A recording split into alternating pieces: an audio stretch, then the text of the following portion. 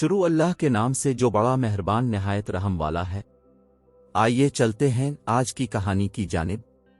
मैं गैर मरी किस्म के किस्सा कहानियों पर यकीन नहीं करती और ना ही ऐसी बातें सुनती हूँ, लेकिन आज किसी से ऐसी कहानी सुनी जो दिलचस्प लगी तो लिखने बैठ गए। साइमा मेरी हम जमात थी, कुछ अरसा हमने साथ पढ़ा, फिर उनका नया मकान बना तो वो इसमें चले गए। यूं वो हमसे दूर एक नए इलाके में जा बसे। साइमा को स्कूल भी छोड़ना पड़ा। मैं तो उसे भूल ही चुकी थी कि मुद्दत बाद अचानक बाजार में सामना हो गया। तभी मैं इसरार करके उसे साथ ले आई। मुद्दत बाद कोई पुराना दोस्त मिल जाए तो खुशी ही होती। मैं भी साइमा से मिलकर खुश थी, लेकिन वो मुझे जर्द और पूरी तरह सेहतमंद दिखाई ना दे रही थी।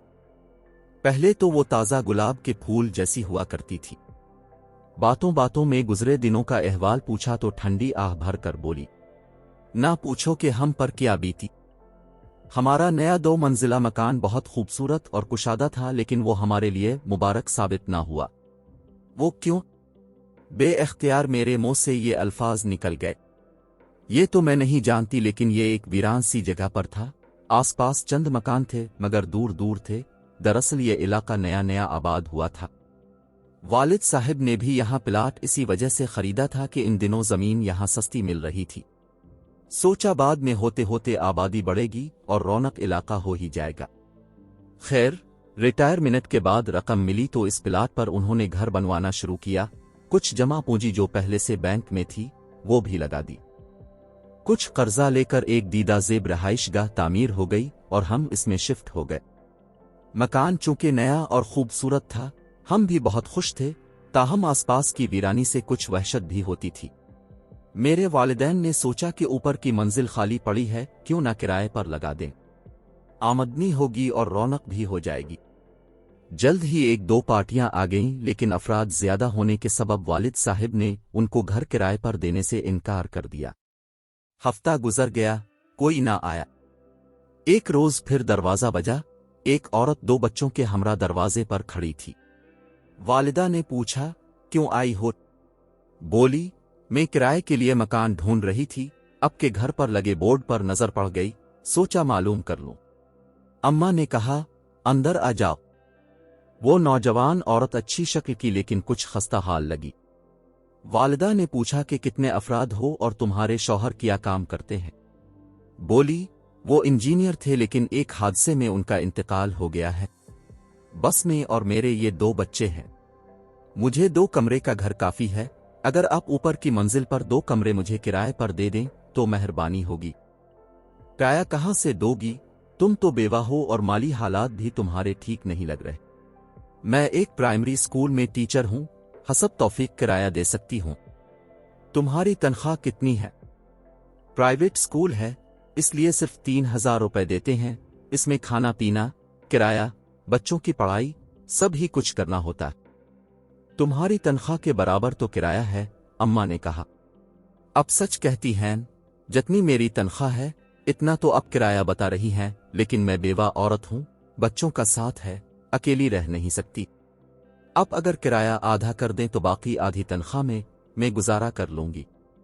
दरअसल मुझे किसी शरीफ फैमिली का सहारा भी चाहिए। अब के मकान में रहाइश से मुझे तहफ्फुज मिल जाएगा। वालिदा ने इसकी बातें सुनकर रूखा मुंह बना लिया और बोली, बीबी अपनी औकात से बढ़कर रहाइश की ख्वाहिश करोगी तो भूखी मरोगी। जितनी चादर हो इंसान को इतने ही पांव फैलाने चाहिए। तुमको इस आबादी में कोई 1000 किराए पर घर मिल जाएगा और 500 में 1 कमरे वाला क्वार्टर भी, लेकिन तुम बंगले में रहना चाहती हो और किराया भी इतना कम कराना चाहती हो। आपा मैं अच्छे घर से हूं, बस वक्त आ पड़ा है। अरे भाई, तो अपने मैके ससुराल क्यों नहीं चली जाती? बच्चों के साथ अकेली क्यों खार हो रही हो? वो दरअसल हमने अपनी मर्जी से शादी की थी, औरत झिझकते हुए बोली। दोनों के घर वाले राजी नहीं थे, इसलिए अब वो लोग नाता नहीं रखते। भाई खूब, लेकिन बीबी हमने तामीर के वक्त कर्जा लिया था, इसे भी उतारना है, अम्मा ने कहा। औरत से पानी तक का न पूछा, वो बेचारी पसीना पोंछती हुई नाराज होकर चल दी। इस वाकये के चौथे रोज फिर दर बजा। अम्मा ने ही खोला। एक औरत थी। वालिदा ने आने का सबब पूछा। वो बोली, मुझे अब का घर किराए पर चाहिए। वालिदा ने दरवाजे पर ही कह दिया कि नया मकान है, बहुत बड़ा कुंबा ना हो और किराया भी 3000 से 1 पाई कम ना होगा। एडवांस वगैरह दस्तूर के मुताबिक देना होगा। वो बोली, मंजूर है, और कुंबा सिर्फ 2 अफराद हम मियाँ बीवी पर मुश्तमिल है। एक बेटी है, इसे 16-17 बरस की उम्र में बया कर इस फर्ज से भी सुबकदोश हो गए हैं। औरत ने अच्छे कपड़े जेब तन कर रखे थे और रंग रूप से खाते पीते घराने की लग रही थी। वालिदा ने कहा, आइए मकान देख लीजिए, पसंद आए तो शौहर को ले आइएगा। वो औरत अम्मा जान के हमरा सीढ़ियां तय करती ऊपर गई, घूम फिर कर देखा। बोली, बहुत उम्दा है, अभी एडवांस ले लीजिए, कल शाम को शौहर के साथ आ जाऊंगी। जब शाम को शौहर के साथ आओ तभी एडवांस भी दे देना, तब तक मेरे मियाँ भी घर आ जाएंगे तो मर्दों में बात हो जाएगी। औरत के हाथ में एक छोटा सा सूटकेस था। बोली, क्या मैं इसे यहां रखती जाऊं? पहले तो वालिदा झिझकी, फिर कुछ सोचकर कहा, रखती जाओ, मगर इसमें है क्या? औरत ने सूटकेस खोलकर दिखा दिया। चंद जोड़े कपड़ों के सवा और कुछ न था। कहने लगी, बहन के घर से आ रही हूं, बोर्ड पड़ा तो यहां आ गई, अब उसे ले जाऊंगी तो दोबारा लाना होगा, इसी वजह से यही छोड़ रही हूं। ठीक है, अम्मा ने जवाब दिया।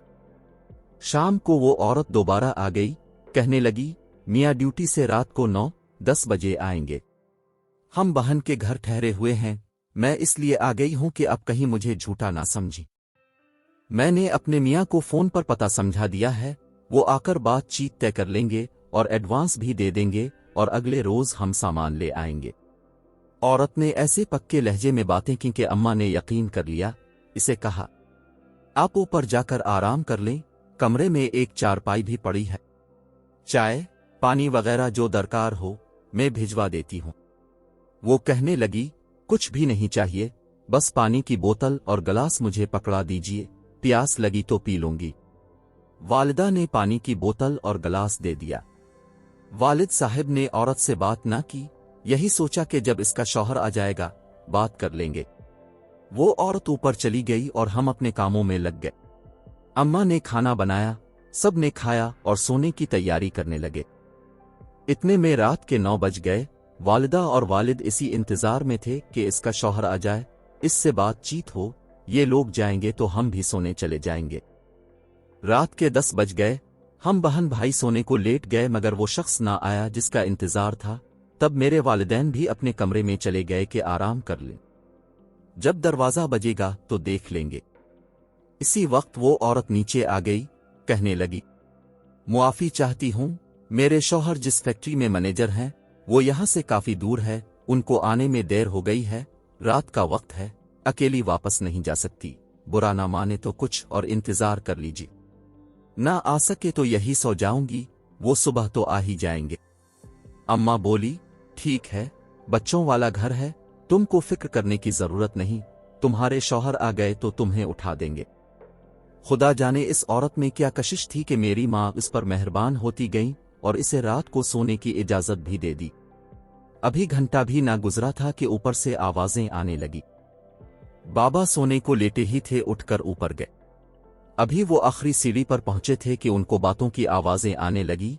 हैरान हुए कि कब दर बजा, कब किसने दरवाजा खोला और इस औरत का शौहर ऊपर चला गया। सीढ़ी पर किसी के कदमों की चाप भी सुनाई न दी। वालिद साहिब हमेशा अलमारी में पिस्तौल रखते थे, वो ऊपर न गए, वापस पलटे, कमरे में आकर अलमारी से पिस्तौल निकाला और फिर ऊपर गए। उन्होंने जूं ही ऊपर की आखिरी सीढ़ी पर कदम रखा, इस औरत की इत्मीनान भरी आवाज सुनाई दी, ठहरो। इसके लहजे और वहां के मंजर में न जाने क्या बात थी कि वालिद साहिब के हाथ से पिस्तौल गिर गया और वो भागते और चिल्लाते हुए नीचे आए। वो कह रहे थे, भागो, इस पर तो जिन है। बाबा दलेर और किसी से ना डरने वाले आदमी थे। उनको इस कदर घबराया हुआ देखकर हम सब भी घबरा गए। सीढ़ी से थोड़े से फासले पर एक छोटा सा कमरा था, हम सब इसमें घुस गए। अम्मा और मैं सबसे पीछे रह गए थे। कमरा बंद करते हुए मैंने पीछे मुड़कर देखा।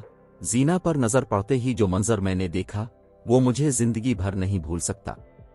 मैंने देखा वो औरत उतरती आ रही है, इसके बाल पूरी तरह उसके चेहरे को ढांपे हुए थे, हत्ता कि इसके चेहरे का एक हिस्सा भी नजर नहीं आ रहा था। मैं इस औरत को देखकर दरवाजे के पास कमरे में बेहोश होकर गिर गई। अम्मा ने सुबह बताया ये मंजर उन्होंने भी देखा था। वो रात उन्होंने आयत पढ़कर जिस तरह गुजारी वो वही जानती है। सुबह जब मेरी आंख खुली तो मेरे सर पर ठंडे पानी की पट्टियां रखी जा रही थीं। बहरहाल हम सब इस वाकया को कोई ख्वाब समझ रहे थे, ताहम अब ऊपर जाने की किसी में भी हिम्मत ना हो रही थी, क्योंकि बाबा ने बताया कि जब बातों की आवाजें सुनकर वो ऊपर गए थे, वो औरत अकेली बैठी अपने बालों में कंघी कर रही थी। इसके बाल इतने बड़े थे कि जमीन पर फैले हुए थे। दोपहर तक कोई ऊपर न गया। आखिर हिम्मत करके अम्मा बाबा दोनों इकट्ठे ऊपर गए तो देखा कि पूरे घर में इस औरत और उसके सामान का नाम व निशान न था। खुदा जाने किस वक्त वो हमारे घर से चली गई थी।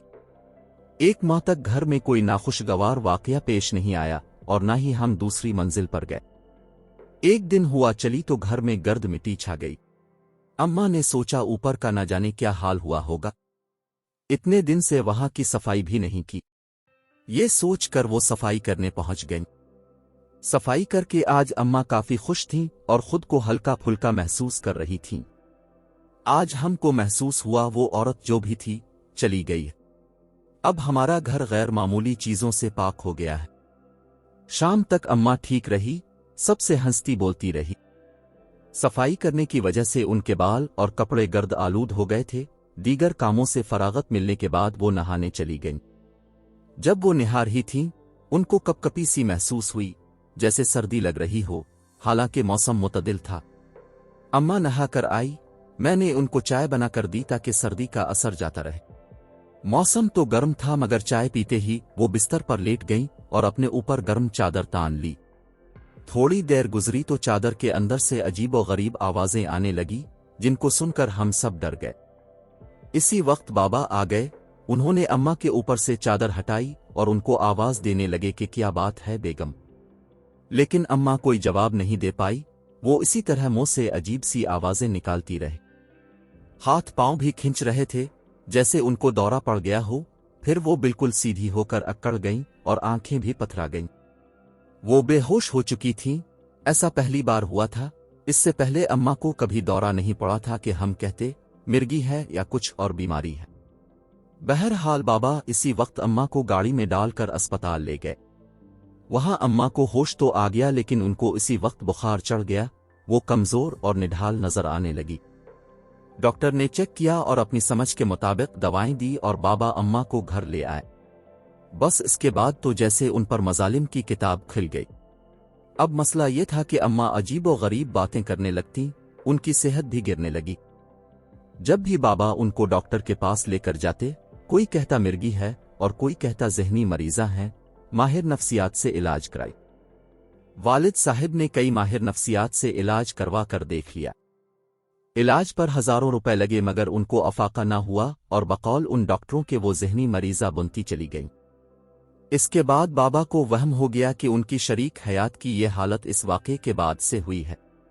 बाबा ने अगर वो मंजर अपनी आंखों से न देखा होता तो वो कभी किसी बात का बुरा न मानते और न सुनते, बल्कि हर एक को चुप कराकर यही कह देते कि ये तुम्हारा वहम। अम्मा की बीमारी के बाद उन्होंने मकान की फरोख्त के लिए भाग दौड़ शुरू कर दी और बिलाखिर मकान औने पौने बिक गया, क्योंकि वालिद साहिब को घर बेचने की बहुत जल्दी थी और वो अम्मा की बीमारी का सबब घर को समझते थे। उनके ख्याल में मकान आसेब ज़दा हो गया था। हालांकि मेरी वालिदा बीमारी के बावजूद हर गज मकान को फरोख्त करने के हक में न थी। वालिद साहिब ने ये शानदार मकान फरोख्त करके एक दूसरे इलाके में मामूली सा घर खरीद लिया और इसमें चले गए। लेकिन अम्मा की तबीयत यहाँ भी संभल ना सकी और वो तेजी से ज़हनी मरीजा बनती गई। बात यहाँ तक पहुँच गई कि उनको अस्पताल में दाखिल करवाना पड़ा। अम्मा का रूहानी इलाज भी हुआ, दम, दुरूद, नजराने। फिर यह फैसला हुआ कि आमिलों के चक्कर में पड़ने से बेहतर है कि डॉक्टरी इलाज ही करवाया जाए।